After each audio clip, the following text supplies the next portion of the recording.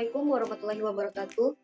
Perkenalkan, kami dari kelompok 2 ingin mempresentasikan hasil diskusi kami tentang analisis penerapan dan perlakuan akuntansi, liabilitas keuangan dan ekuitas pada perusahaan manufaktur dan keuangan.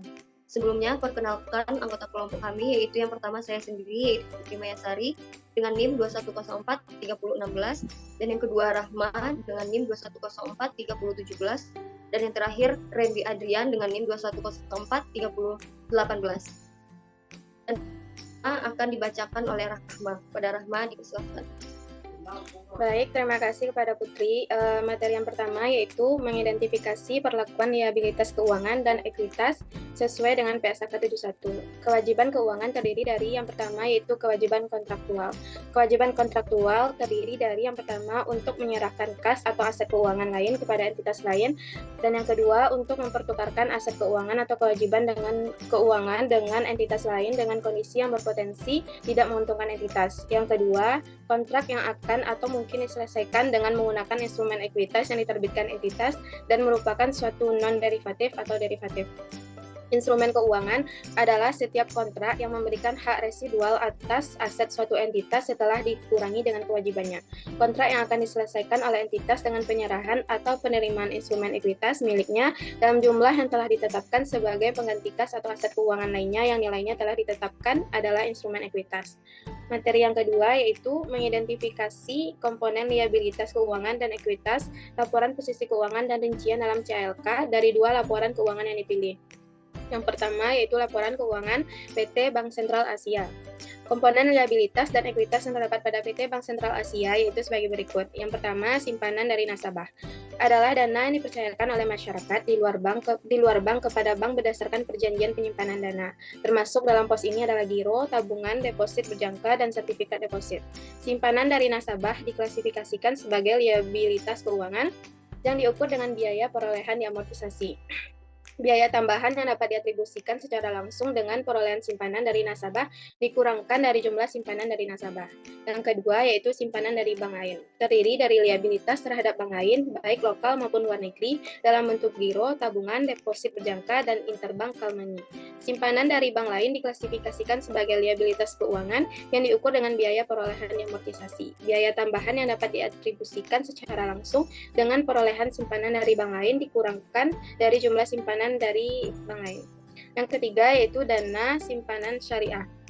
Dana simpanan syariah merupakan simpanan pihak lain dalam bentuk giro wadiyah dan tabungan wadiyah. Giro wadiyah dapat digunakan sebagai instrumen pembayaran dan dapat ditarik setiap saat melalui cek dan biliet giro. Giro wadiyah serta tabungan wadiyah mendapatkan bonus sesuai kebijakan entitas anak. Simpanan dalam bentuk giro wadiyah dan tabungan wadiyah dinyatakan sebesar nilai nominal simpanan nasabah.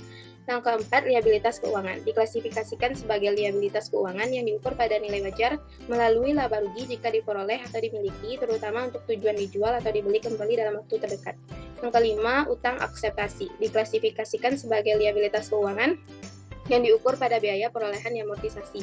Yang keenam, efek-efek yang dijual dengan janji dibeli kembali disajikan sebagai kewajiban sebesar harga pembelian kembali yang disepakati dikurangi beban bunga yang belum diamortisasi. Efek-efek yang dijual dengan janji dibeli kembali diklasifikasikan sebagai liabilitas keuangan yang diukur pada biaya perolehan amortisasi. Selanjutnya, efek-efek utang yang diterbitkan oleh entitas anak yang terdiri dari obligasi diklasifikasikan sebagai liabilitas keuangan lainnya yang diukur dengan biaya perolehan amortisasi.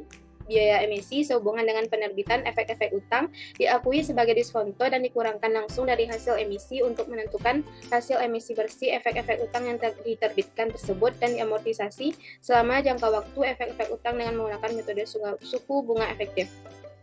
Selanjutnya yaitu transaksi, komitmen, dan kontingensi. Manajemen berkeyakinan bahwa saldo estimasi kerugian komitmen dan kontingensi yang telah dibentuk cukup untuk menutup kerugian yang mungkin timbul dari transaksi rekening administratif.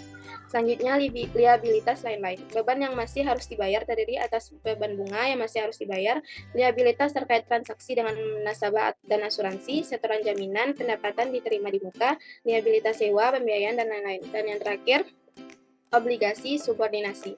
Obligasi subordinasi diklasifikasikan sebagai liabilitas keuangan yang diukur dengan biaya perolehan diamortisasi. Biaya tambahan yang dapat diatribusikan secara langsung dengan penerbitan obligasi subordinasi dikurangkan dari jumlah obligasi subordinasi yang diterima. Selanjutnya, liabilitas dan ekuitas PT Pabrik Kertas Twiji Kimia. Yang pertama yaitu utang usaha dan liabilitas lain-lain.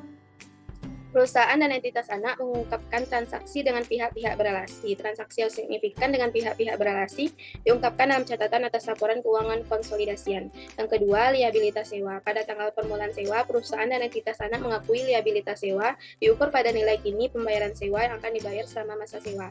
Yang ketiga, pembiayaan musyarakah. Pembiayaan musyarakah adalah akad kerjasama antara dua pihak atau lebih untuk suatu usaha tertentu, di mana masing-masing pihak memberikan kontribusi dana dengan ketentuan bahwa keuntungan dibagi berdasarkan kesepakatan, sedangkan kerugian berdasarkan porsi kontribusi dana. Pembiayaan masyarakat dinyatakan sebesar saldo pembiayaan. Yang keempat, utang murabahah. Utang murabahah pada awalnya diukur pada nilai neto yang dapat realisasi. Setelah pengakuan, murabahah diukur pada biaya perolehan diamortisasi menggunakan metode tingkat imbal hasil efektif.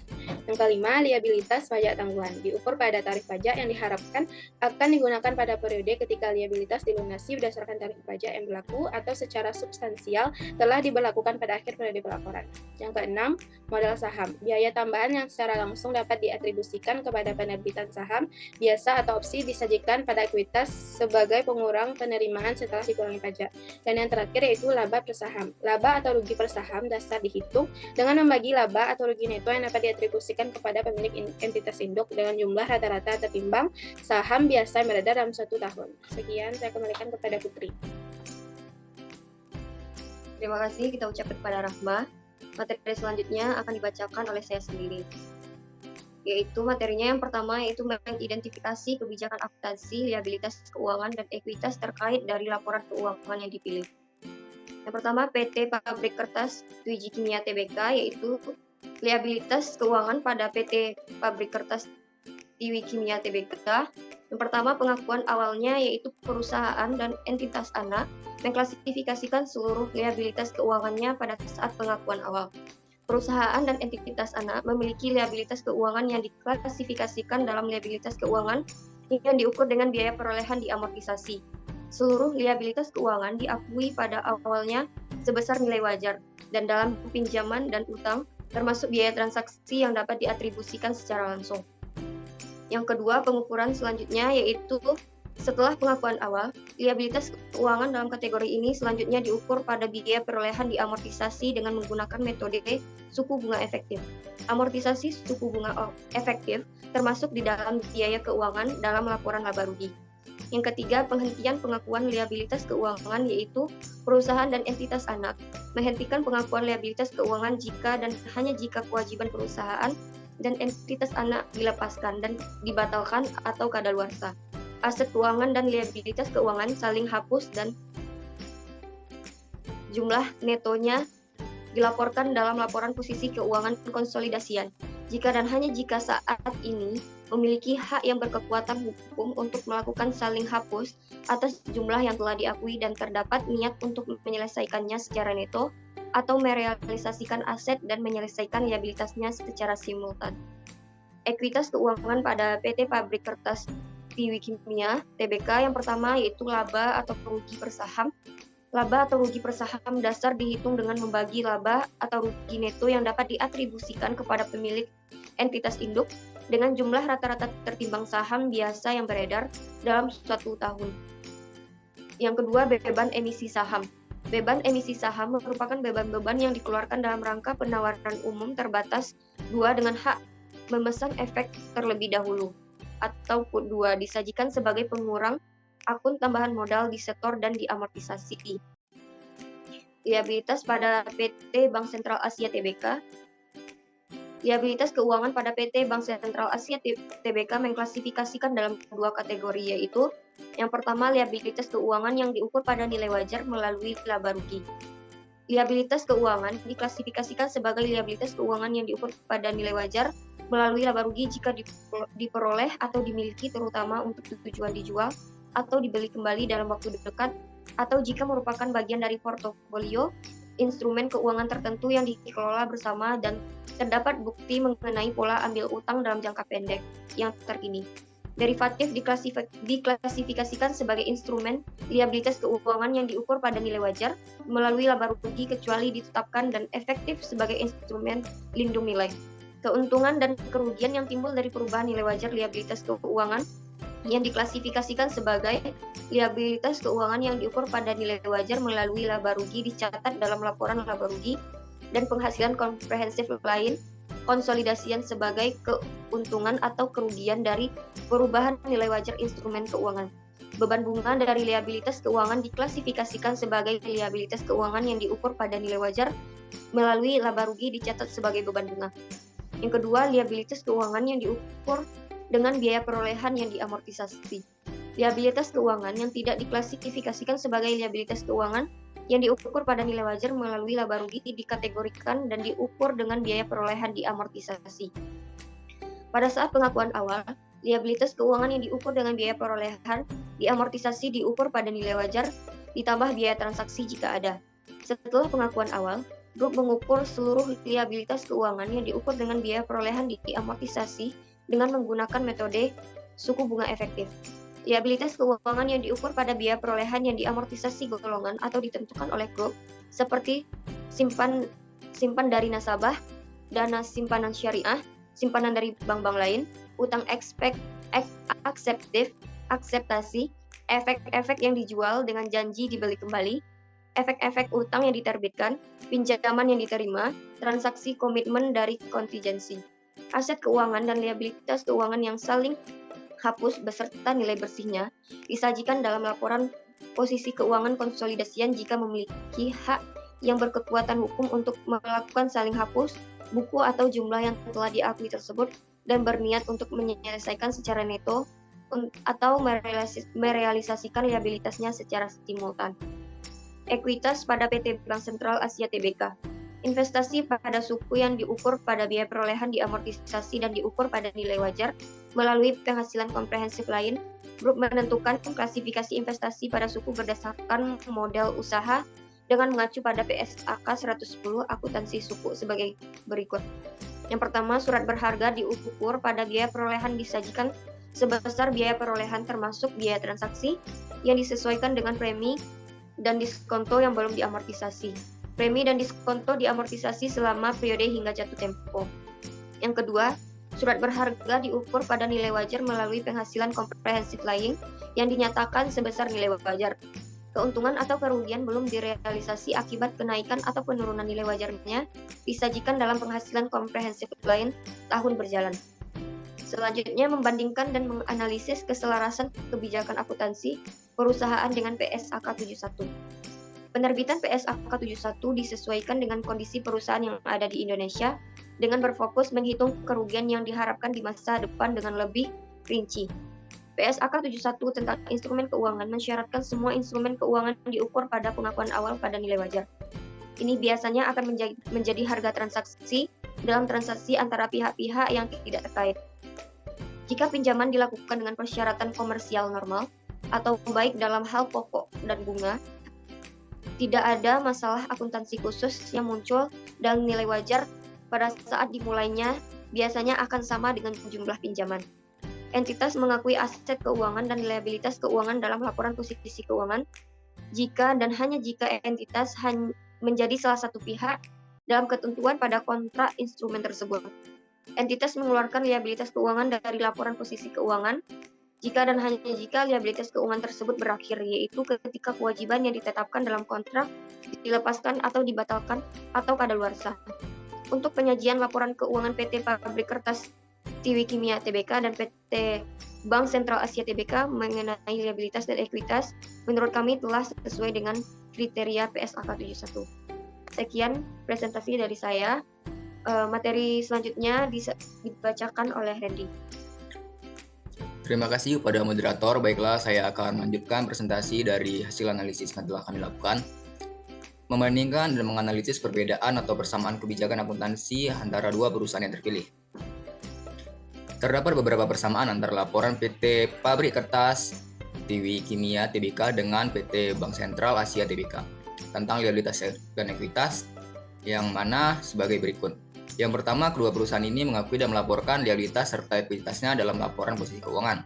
Yang kedua, dalam mengakui liabilitas dan ekuitas, kedua perusahaan tersebut berpedoman pada PSAK 71. Yang ketiga, kedua perusahaan ini mengukur semua instrumen keuangannya pada awal pengukuran nilai wajar. Selain itu, terdapat juga beberapa perbedaan antara laporan keuangan PT Pabrik Kertas Tiwi Kimia Tbk dengan PT Bank Sentral Asia Tbk, diantaranya sebagai berikut. Yang pertama, pada PT Pabrik Kertas Tiwi Kimia Tbk mengklasifikasikan liabilitas dengan keuangan yang diukur dengan biaya perolehan diamortisasi, sedangkan PT Bank Sentral Asia Tbk mengklasifikasikan liabilitas keuangan dalam kategori yang pertama, liabilitas keuangan yang diukur pada nilai wajar melalui laba rugi, dan yang kedua, liabilitas keuangan yang diukur dengan biaya perolehan diamortisasi. Selanjutnya, perbedaan yang kedua adalah pada PT Pabrik Kertas Tiwi Kimia Tbk mengakui liabilitas pada tanggal diperdagangkan, sedangkan PT Bank Sentral Asia Tbk diakui pada tanggal penyelesaian, di mana grup menjadi suatu pihak dalam ketentuan kontraktual instrumen tersebut. Selanjutnya, perbedaan yang ketiga, pada PT Pabrik Kertas Tiwi Kimia Tbk menghentikan pengakuan liabilitas keuangan jika dan hanya kewajiban dan entitas anak dilepaskan, dibatalkan, atau kadaluarsa. Sedangkan PT Bank Sentral Asia Tbk menghentikan pengakuan liabilitas dilakukan ketika hak liabilitas tersebut berakhir dan dihentikan pengakuannya ketika liabilitas telah dilepaskan atau dibatalkan atau kadaluarsa. Selanjutnya yaitu kesimpulan. Pelaporan liabilitas dan ekuitas perusahaan pada awalnya dan akhir periode pelaporan mencerminkan naik turunnya aset entitas selama periode. Dari analisis yang telah dilakukan, kita dapat menyimpulkan bahwa laporan keuangan yang disusun oleh PT Pabrik Kertas Tiwi Kimia Tbk dan PT Bank Sentral Asia Tbk telah menyajikan laporan keuangan sesuai dengan PSAK 71 mengenai perlakuan akuntansi, liabilitas, keuangan, dan ekuitas. Penyusunan laporan keuangan yang disajikan oleh PT Pabrik Kertas Tiwi Kimia Tbk sebagai perusahaan manufaktur dan PT Bank Sentral Asia Tbk sebagai perusahaan keuangan telah sesuai dengan standar akuntansi keuangan atau SAK di Indonesia yang mengharuskan perusahaan menggunakan estimasi dan asumsi, di mana hal ini juga mewajibkan manajemen untuk melakukan pertimbangan dalam menerapkan kebijakan akuntansi grup. Meskipun terdapat beberapa perbedaan pada kebijakan akuntansi yang digunakan oleh kedua perusahaan ini, dikarenakan kedua perusahaan tersebut telah memiliki jenis usaha yang berbeda, sehingga terdapat beberapa perbedaan kebijakan akuntansi yang digunakan oleh kedua perusahaan tersebut. Sekian presentasi dari saya kembalikan kepada moderator. Kita ucapkan terima kasih kepada Randy. Dengan berakhirnya materi dari Randy tadi, maka berakhir pula presentasi dari kelompok kami. Jika ada kesalahan selama penyampaian materi, kami mohon maaf. Assalamualaikum warahmatullahi wabarakatuh.